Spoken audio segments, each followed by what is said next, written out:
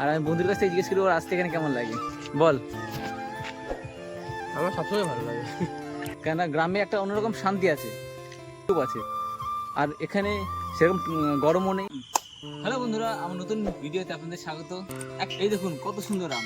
আজ ঘুরতে ঘুরতে আমরা চলে এসেছিলাম আমাদের হরিণকাটা ফার্মে 4 নম্বর গেটে। আর এখানে এসে সুন্দর আম পেয়েছি। আর উপরে দিয়ে দেখো, উপরে কত সুন্দর আম ধরেছে গাছে।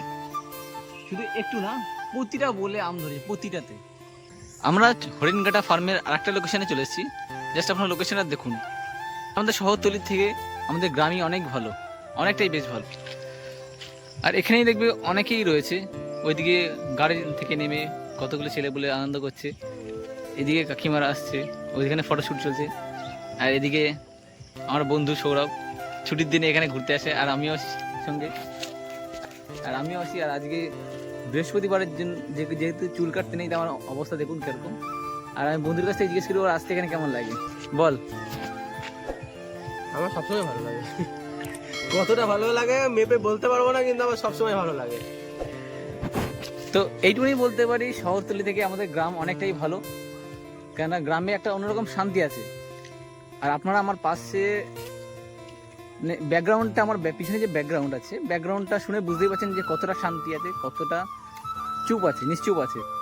আর এখানে সেরকম গরমও নেই, টেম্পারেচার লো আছে। আপনাদেরকে একটা পাখির আওয়াজ শোনাচ্ছি, আপনারা শুনে বলবেন এটা কি পাখি।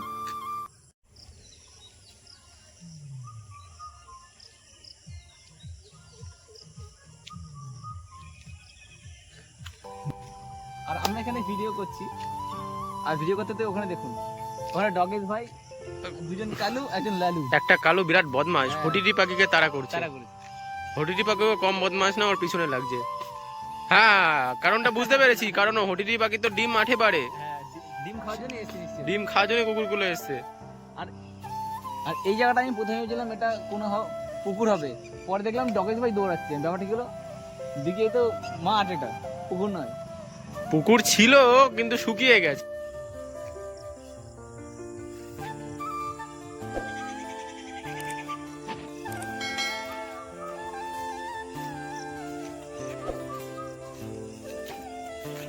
কত পাখি ডাক, তার মধ্যে একটা বউ কথা খাও। চলো এবার আমরা চললাম বাড়ির পথে।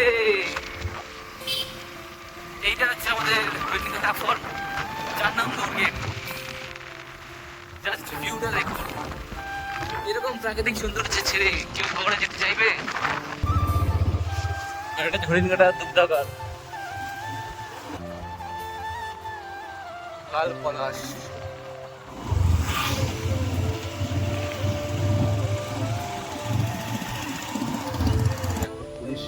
বলেছে ভাই কালকে সরি বাহিনী না, বাহিনীর পুলিশে ফ্যাক্ট করে বলছি,